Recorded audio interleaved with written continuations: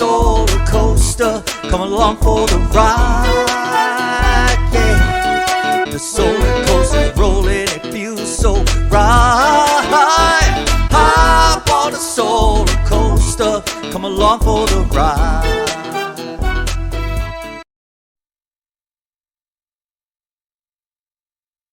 Aloha.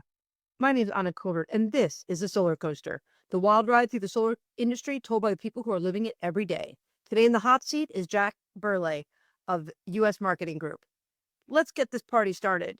Jack, please tell me, when did the sun first shine on your solar parade?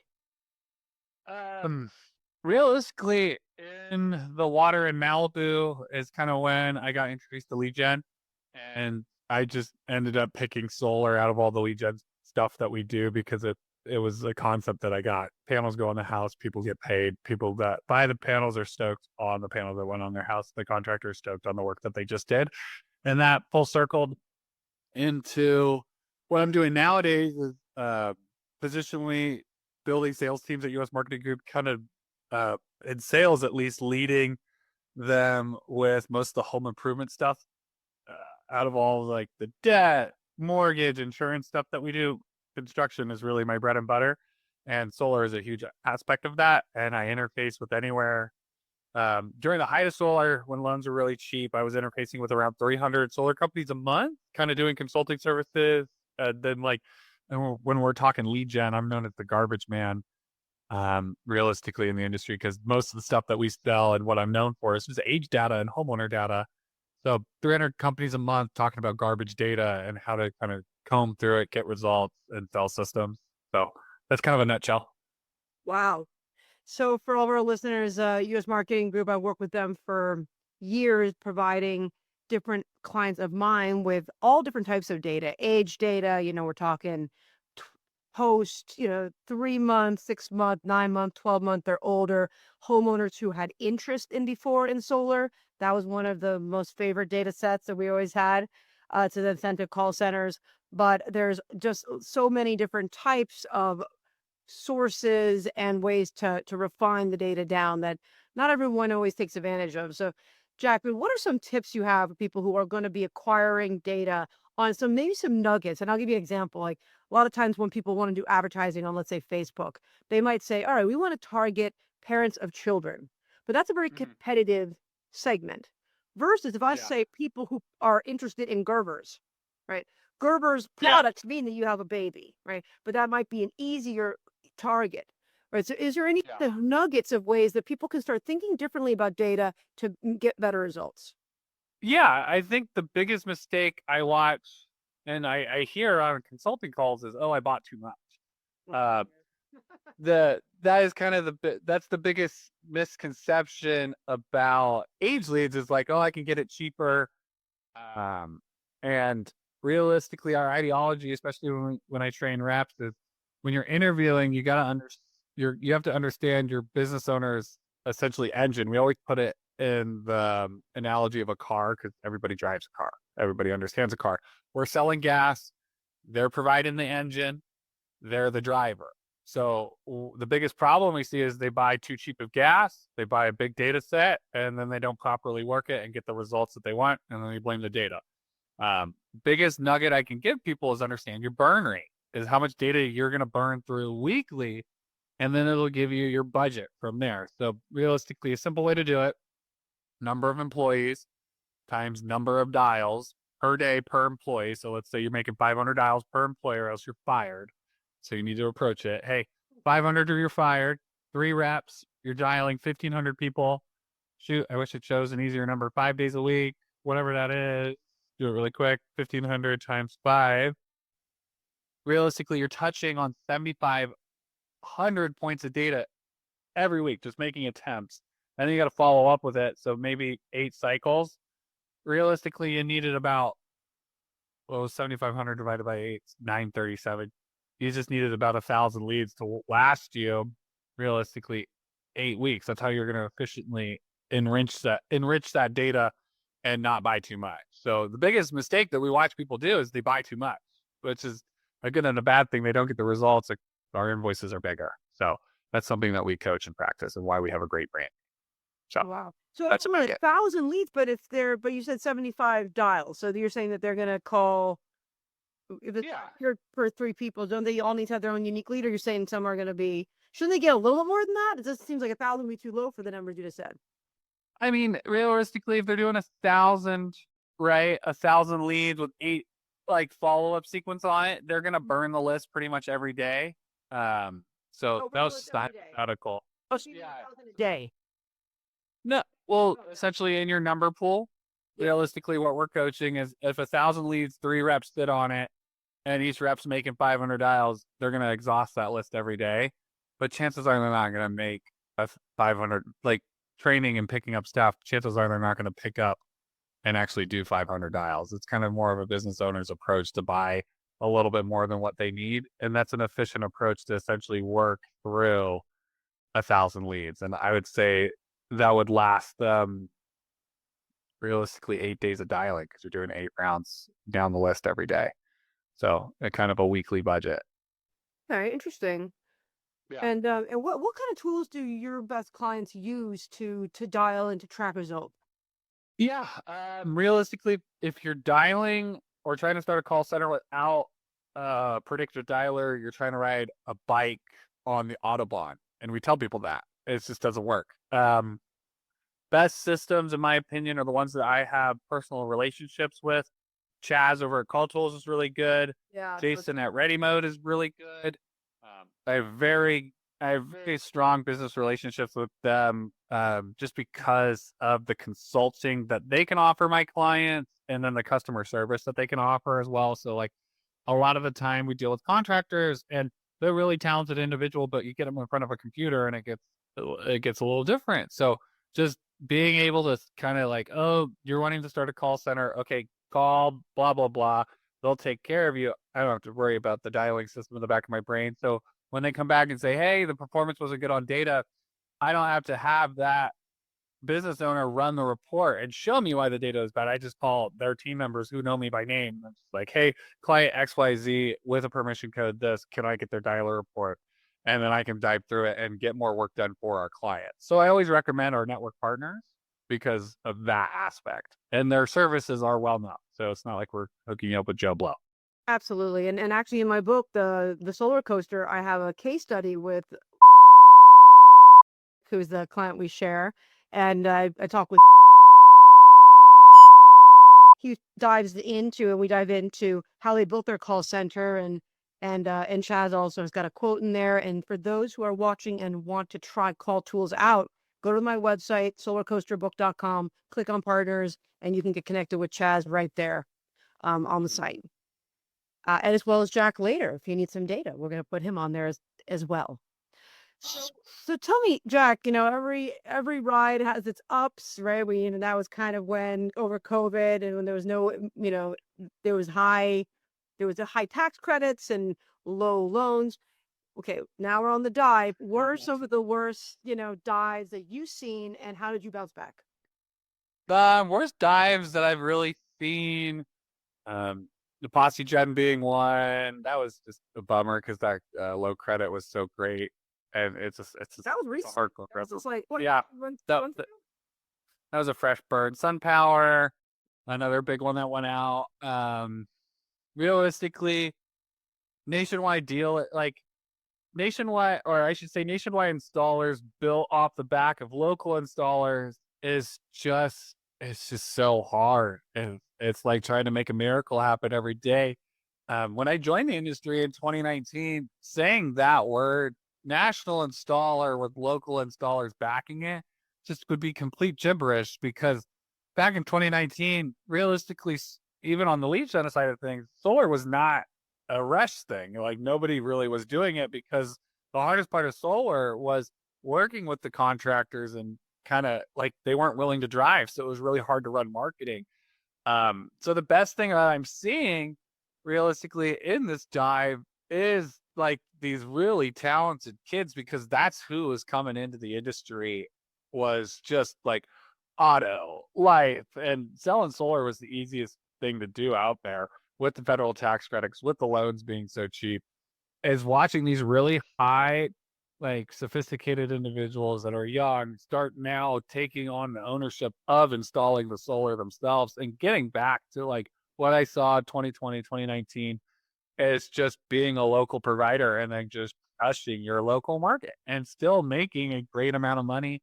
Um, it's just it's just not as easy as it used to be. So like the game got harder, so the game's got to get smaller, and there's just still plenty of meat on the bone, in my opinion. But realistically, that's kind of how I'm seeing people kind of pivot is putting the panels on themselves. Yeah. Do you think that there are some, in my experience, I've had some clients in Arizona, so for instance, and we found that it seemed like almost like that there was so limited number of homeowners, I guess. I mean, and don't think that that should be a thing because it's a big market. But what we kept hearing was that there was so much, I guess, saturation that we would buy data or we would call through it that the homeowners were getting so tired they were like setting up fake appointments. They were, what are your thoughts on different trends across different states? Are you guys watching any of those? Are there any factors to evaluate Yeah. data trends like that? Yeah. So there's always stuff that we provide our clients. It's always a little, I always feel bad, like, or I kick myself when I drive home. It's like the window shoppers, I just gave some nuggets to, but it's all good. There is a thing called burnt markets, and realistically, where like an under 30-day lead could just be as valuable as homeowner data at the end of the day. It was just with sophisticated dialing, homeowner data could outperform under 30-day hot leads realistically in the age side of things. So there are burnt markets. Arizona is a great one. Everybody in there, like Arizona, don't get me wrong, is a beautiful place to build a career because of how well accepted solar is.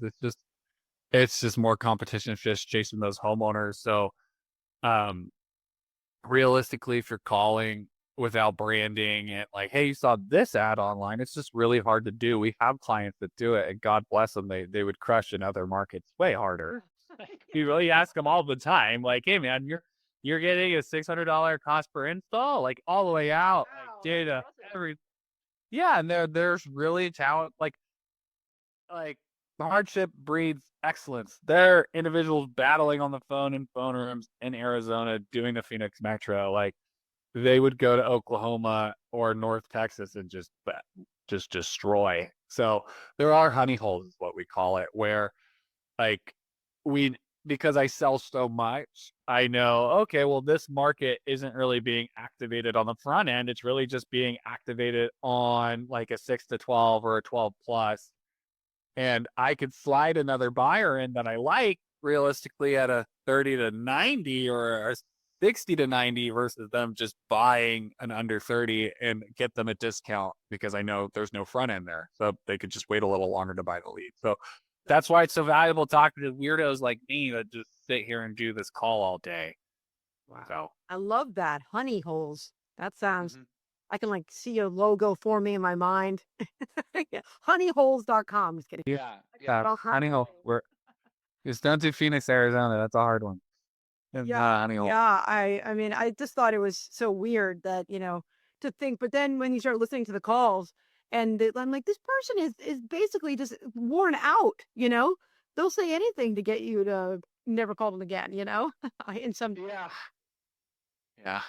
So what else? I mean, I know, we've both talked a little bit about, the shift that we both lovers of direct mail. Tell me what you guys are doing with your direct mail, because I know that you've been talking about it a lot with some clients of mine, and let's tell everyone else.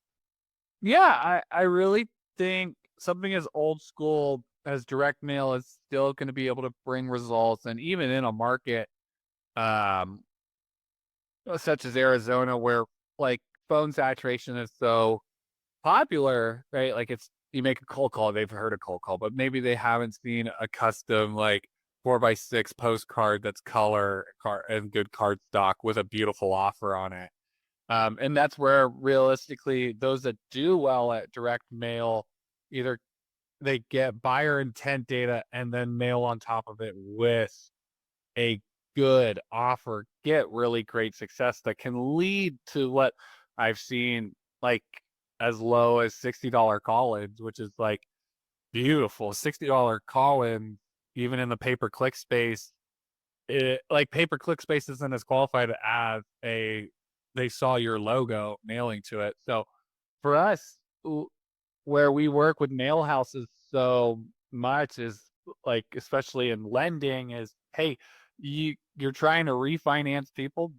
That's really great. But what if you were looking at people that have only expressed interest in the last 90 days? Let's highlight those houses and get mail drops out to 1 to 3 times. Like, it's so much better than just buying, because traditionally direct mail is just done with what is known as like homeowner data with really fancy layering of like buyer profiles. So you take it to another level with trigger levels and go high level, which I loved and kind of got us into that conversation. But on top of that, great data on mass mail is really spectacular because it's a new channel. It's another way to bring it Yeah, I in. think that was one of the things that really opened up for me is like, that and kind of goes back to your earlier discussion about you can buy too much data. And I think a lot of times Yeah. people, they get out of the idea of thinking that they want direct mail because they sent too much direct mail. They're like, they bought a list or they're doing every door and then they didn't get the response because they only sent one mail out. And then remember everyone out there, this is awareness advertising. They're not, Yeah. so you're entering them at a stage where they're not necessarily thinking about you, right? Sometimes you get lucky, just like with door knocking, where the person you happen to send the mail to or door knock was actually just looking at things, thinking of solar, and now you're like right there. But that's usually not the case, and it takes 3 mails to be able to Yeah. get there. And then if you have a poor online performance or brand association, like so now you could be warming someone up for a competitor to swoop in and get them, right? Because now they Yeah. get your card, they might want to check you out online. Maybe your website isn't mobile responsive. Maybe it's really hideous. Maybe Yep. the phone numbers it's hard to look at. Meanwhile, now they're looking at solar. Google Ads pops up, or they're seeing an AI result, and then there's a competitor, and they look a lot better than you. So I think it all Yeah. matters. And so what I really was loving was this direct, solar assault that we've been doing because now you've already spent a lot of people in solar that are listening right now. They're going to be nodding their heads. Lead costs are going up, up, up, right? If you're not self-generating, like with someone like you or someone like me, right? And you're going and buying leads, you're looking at $35 is like, the very lowest, and that's pretty much throw it away, right? And at the top, it could be 350. And even that, you're like, oh, cool, who knows, right? And Yeah. and so that's the person you've already had some verification that they're human, right? They're a homeowner, most likely that it's real data.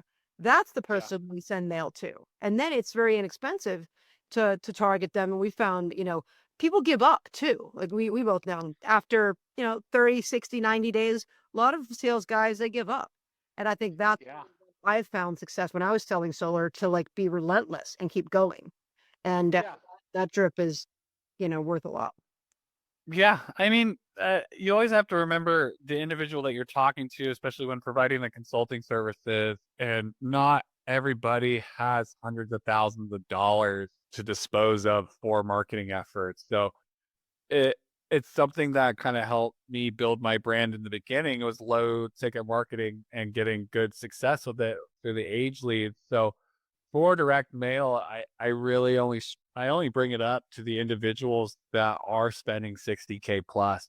Realistically, I don't bring direct mail onto the table until we've kind of exhausted like 4 good channels, whether that be their own SEO, age data, pay per click, or it could be on Facebook ads or anything, and then maybe a call center aspect for that age data or transfers coming in as well. Then someone should realistically be looking at direct mail as that kind of fifth versus just pouring it onto the Facebook fire, right? Because you can only spend so much money on traditional like Meta before you kind of hit your market cap and your lead price just raises. It's a fine thing to balance, but mixing your funnels will get you the best results day in and day out. With install payments being so sporadic or non-existent, it's hard to fund. And I tip my hat to the solar professionals that kind of deal with the relentless, oh, it's next week. Oh, it's next week. Oh, you're getting paid, I promise. And then Yeah. it's hard. And It's a hard ticket to sell. So Yeah. how do you find you work with 300, you're in the peak, you're working with 300 different solar companies. What is your marketing strategy for finding new customers? For my marketing strategy directly um was actually given to me from a realtor. Actually, we bought houses, a lot of houses with, and it was, your reputation is worth more than any marketing effort that you could ever do. And it's just the mindset that I would approach into when I was getting as many referrals, and we had all these professional networking channels also were a really great resource for growing my book of business so fast. We were partnered with a really great company called Solar CEOs, and they handed a lot of business to us. And a number of other resources like those dialer companies is, when you do get those referrals, treat them like gold, realistically, and just regardless of the advice you provide, you better provide advice that will benefit the client. And that has built me a $30 million book of business, I would say, in age data. And the last 7 years is just providing good advice. And that person may, like, I did a call today with a guy that has been working, like, just talking to me for the last 3 years. I have no idea. I hope he buys something, but it's just, he keeps coming back for, like, hey, I'm in his situation. So, like, a referral's a best man's friend. So your reputation is worth more than any marketing. I've, for $30 million in data sales, I've never done a dime in, like, the traditional, like, click here to book a call. So just, yeah, good work keeps coming around. Wow, that's good. It's really good. So what are you Yep. most excited about? Or yeah, what is your next? What are you excited about that's happening in the industry? What I'm excited about in the industry is Solar Pro is starting to figure out there's so many other home service things that they can sell. That's what I'm really excited about. Diversifying what you're doing, especially to, like, energy efficient products, would be an easy step for a lot of people to take. And that could be through ducting or the fucking smart devices. I partner my friend, that one slipped out. Um, and or even just a full big ticket like AC or roofing. Absolutely. I think solar, like, if you were running, essentially, like, if you were a mid-tier manager at a fairly large either EPC or dealership, I really feel that you have a positional or horizontal step that you could take to any construction company and say, hey, will you train me on your type of sales of roofing or whatever it is? And I'll bring basically my solar knowledge and my professional network. And for training me, you'll get a whole other shiny object to sell, realistically. That's what I'm excited to see. And then my client base, I'm hoping, will just quadruple, because not only is US Marketing Group known for solar leads, we can do the other type of home improvement leads as well. So that's what I'm excited for. I'm excited for all the people that I've talked to over the last 7 years to call me back and be like, guess what? I'm a roofer now. Guess what? We do the marketing now for that. So excited for that. And for the people that just stay committed to solar, I just, your headstrong is respectable there. And it, to the other side of it, switching industries, a jack of all is a master at none. So those that are sticking to it, I can't wait to see how you shine, because it's like, I've never seen cards stacked so hard against you. So I'm just excited either way. If you stay in it hardcore, or if you're moving around and selling a little bit more, it's all good. So what is one of the types of filters that would be like, help? So, I mean, I know we're working with one client in Florida, but, for home efficiency. So they're a homeowner. Is it the age of the home? Is it, purchase behavior that they're looking for? What is something that people can use as like a indicator that someone would be a suitable candidate for an energy, efficiency Upgrade. Yeah. Yeah. I mean, realistically, through the lead generation efforts of like 2022 to 2023, 3, like that opt-in data was just, there was more than you could get your hands on. And there were so many people looking at just bill lowering and energy efficiency and that aspect. If you're running, like, let's say you're running generators, like the gas generators that just are like that are 12 grand and just Yeah, make Generac. complete sense. Yeah. Yeah, Generac. um, the the data that I would be realistically looking at would actually be age solar data that was like 2 years old and it's dirt cheap nowadays. But the biggest problem is buying too much. Contacting that data is then going to be your next step. I think buyers that raise their hand for energy independence or lowering their bill are still suitable candidates for subsidiaries of energy efficiency products. Age solar data would be a great solution.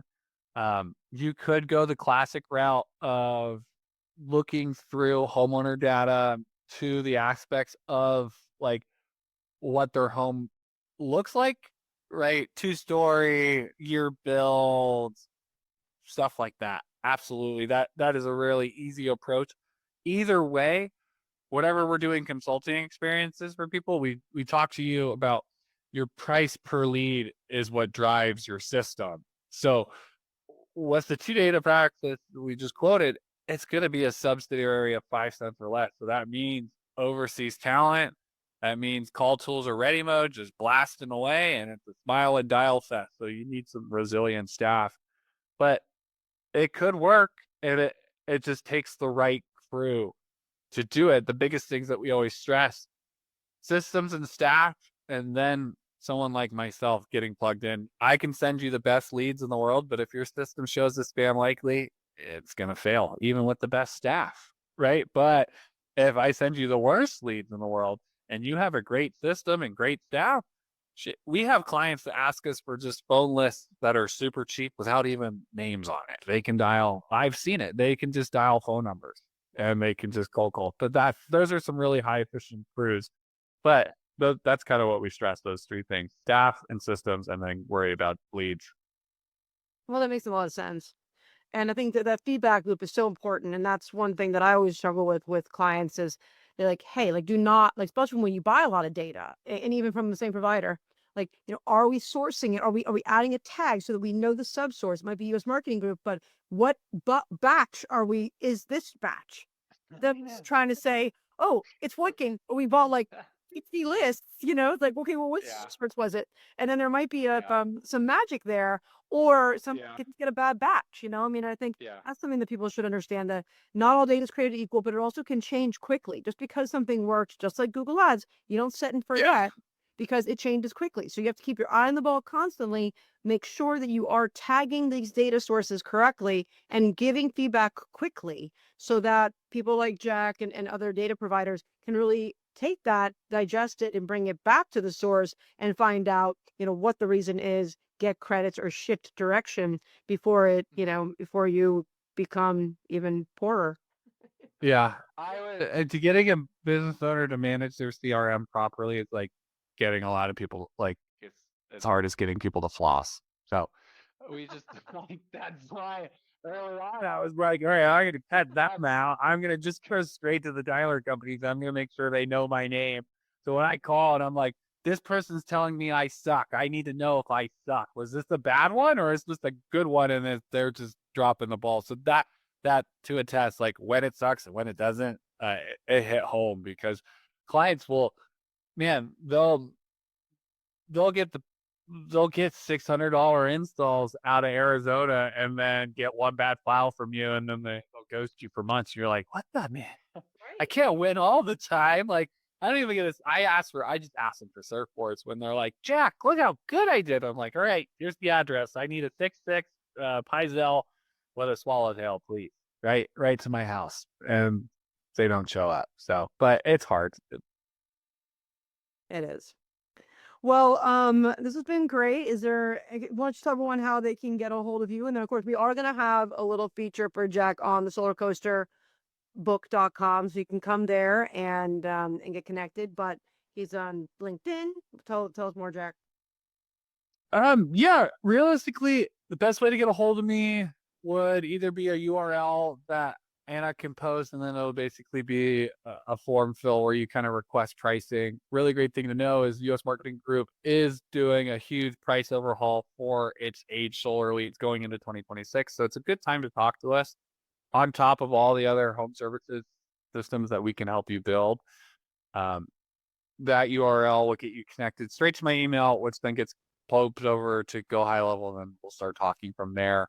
If you want to do it the old-fashioned way, 805-256-4403, you can always give me a cold call. But if it's after 5, I'm not answering. So those two are great resources.